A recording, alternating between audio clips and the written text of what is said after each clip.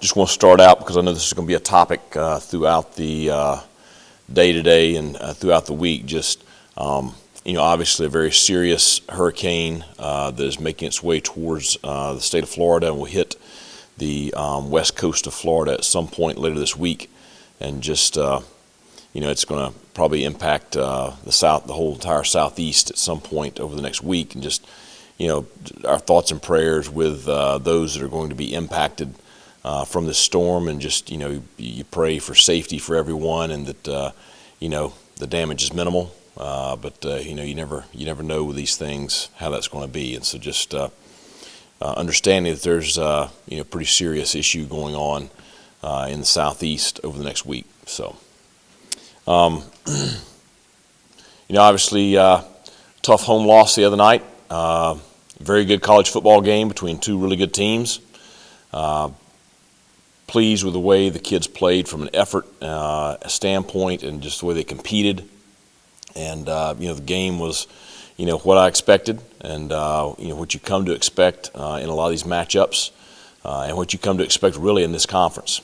So just a great battle that went back and forth, and certainly we had our opportunities at certain times late in the ball game to win the game, and we're not able to make those plays, and it came down to the double overtime, and a great play by the kicker from Navy. So congratulations to them. Hard fought win.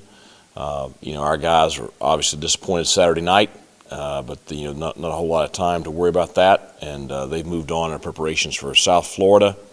And in looking at South Florida, an extremely talented roster, all three phases, a lot of experienced guys. Offensive side of the football, Bohannon, who was honorable mention All Big 12 last year at Baylor, led Big 12 led Baylor to the Sugar Bowl last year. So a very high-end playmaker at quarterback, dual threat guy.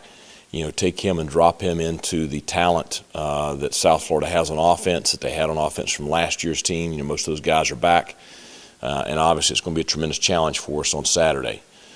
We do expect the players that missed the Louisville game to be back this week. So I do expect them to be at full steam there on offense. Defensively, you look at them, very talented, big up front. You got the two transfers there from Minnesota and Missouri on the defensive line. I think their linebacking core is really, really good. The secondary, they're long, run well, a lot of older guys there also. You look at special teams. The kick returner was first team All AAC last year. Their kicker is having a great year this year, so just a very solid football team on paper. Obviously, they've had a challenging schedule and a couple of tough losses. And you just watch, you watch the Florida game, and a game that I know that they're kicking themselves because they should have won it at Florida, had the lead late in the game, and I think you can see just what they're capable of right there. So. Tremendous challenge for us on Saturday. Obviously, the game is going to be played at an alternate location, I think, that was just announced. So we have already begun preparations for making those adjustments. And practice here this week, I expect our guys to practice well. I would expect us to have a great practice today.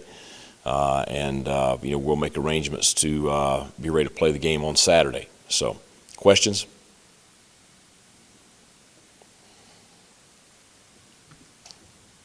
Coaches, what can you tell us about as far as travel, getting down there? Is that kind of the main concern? And will you guys plan to go Friday, or is that to be determined?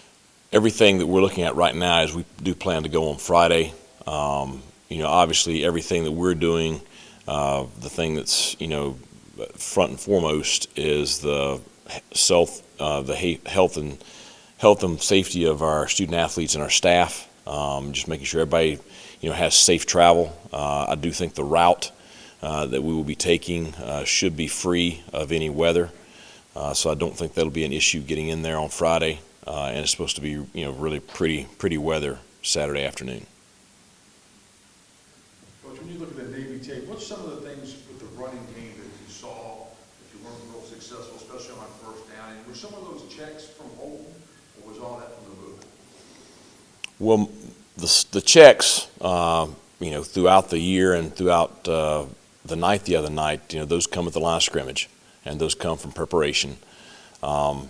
Any issues in the run game, you look at it, and it's not just necessarily one thing. I think you're playing against a very good defensive team that had a good plan. I think that we had some execution situations there with our offensive front. I think we had some execution situations there with our backs. And I think just the combination of the two caused us to not be as successful running the football as we should have been. Just coaching in the Mid-Atlantic area, have you had similar experiences with the storm game, so to speak, where it's been moved or the date's been moved or what have you? Yep. I mean, we had it at the Citadel. We had it at James Madison. I know that East Carolina's had some significant ones over the years, so it's something that we've had to deal with before. Thankfully, I've got really, really good people working for us in operations, and they are very experienced, and they've been planning for this since it first popped up. So, I think 2020, that experience there probably prepared all of us to be able just to, hey, you gotta handle things kind of on the run sometimes, and you got to make adjustments, and things might not be ideal, but you find a way to make it work. Just with the way Navy played on defense, I mean, can you sort of expect maybe future opponents to do some similar things? And if so, I mean, can you learn from a game like this, just moving forward? Well, I think you always learn from the past game. I think that each team is kind of, each team's different, and each team is, has their own wrinkles and things like that. I think that, you're playing a very good defensive team that had, a couple of weeks to prepare and played very, very well. I expected it to be kind of a low-scoring game like that if we had played well defensively, which we did. But again, I also expected to win the ball game. So I think you take what mistakes you made and you try to grow from those. But we've saw from game one, different things trying to attack us or take certain things away from us, and we've got to be able to execute in all areas, and that way, you're never one-dimensional.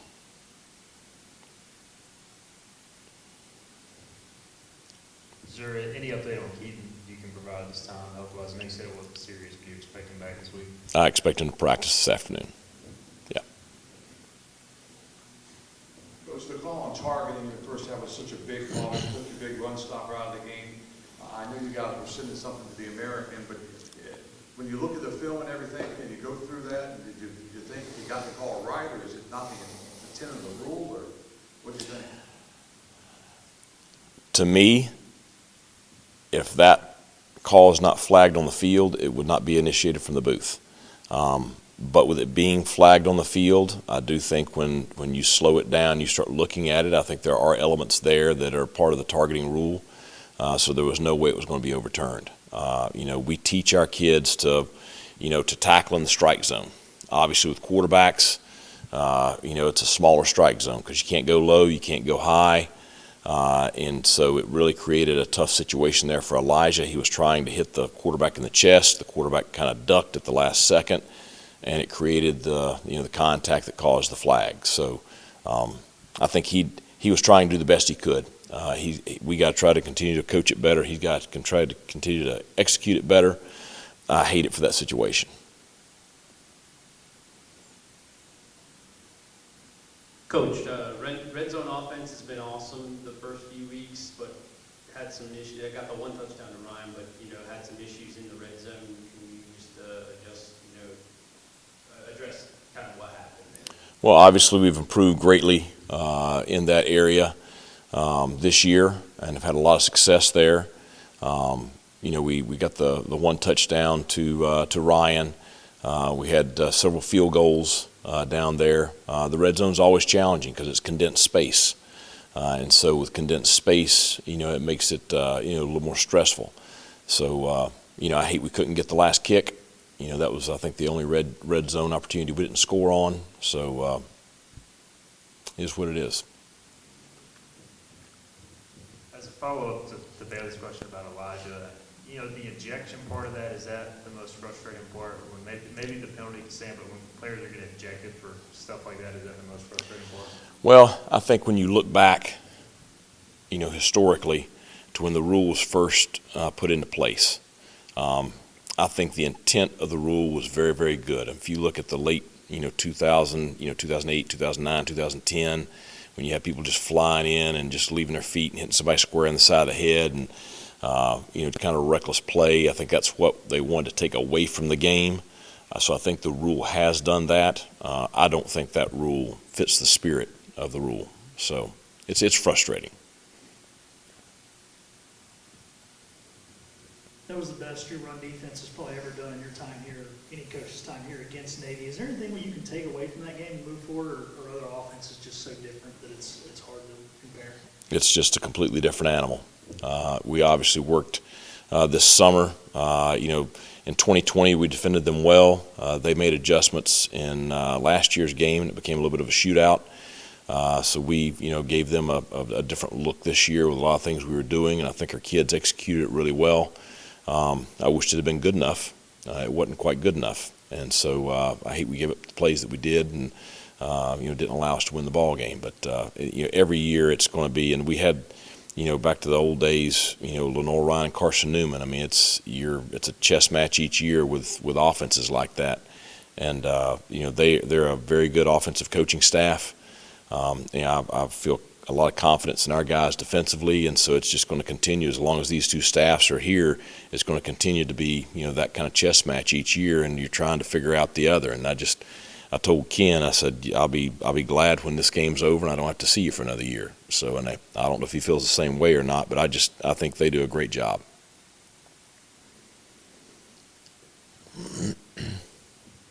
It seems like just when we talk to players, they have send the right message. So what have you seen from the leadership from the player ranks, versus the coaching staff after, some losses like this? Well, they're sitting here 2 plays from being 4-0. It's tough. You have a good football team against a challenging schedule, and we're gonna have chances every week to win ball games, and it's going to continue throughout the year.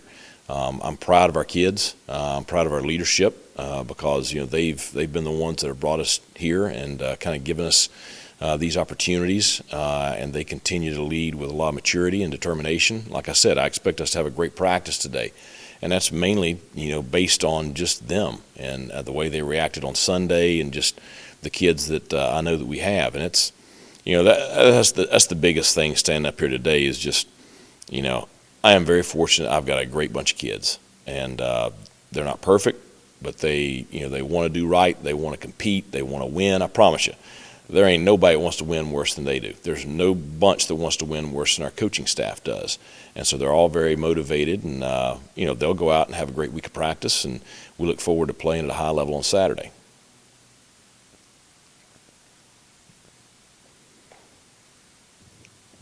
Going on the road, first time, clearly some different circumstances, but Right. do you almost look forward to going on the road? I know you want to play all 12 games at home maybe, but just that mindset of taking the guys away from home. Well, I think that this group has a lot of experience in road games, and I think especially, like I said, I think the experience of 2020 and what road games were like in 2020 will help us this weekend. I wish we played every game at home. I'm partial to our stadium and our fans, but if you want to do special things and have special seasons, you got to be a good road team. And so certainly we played well on the road last year. Had some big road wins, had some very close road losses, but I do think those experiences help prepare you for what this is going to happen. What this is going to be this weekend with our first road game. You addressed South Florida a little earlier on, but what are some of the things that you saw maybe last year that you can take? Because that was a tight game Yep. as well. Well, just like I said, the thing that stands out to me from last year was how much improved they were up front on the offensive line. I think they've continued that development. I think they're very solid up front. The playmakers like Horn and Batee and Weaver, those guys have continued to grow and develop, and they've added some more pieces to that. The quarterback is the difference in that Bohannon's pretty special. And so, you look on the defensive side of the ball, you have a few guys that were there last year, and you have a lot of new guys. So I think you just look at the overall team, I think this is an improved team from a talent standpoint over what we faced last year. And I think they're trying to get everybody on the same page. Anything else? All right, thanks a lot.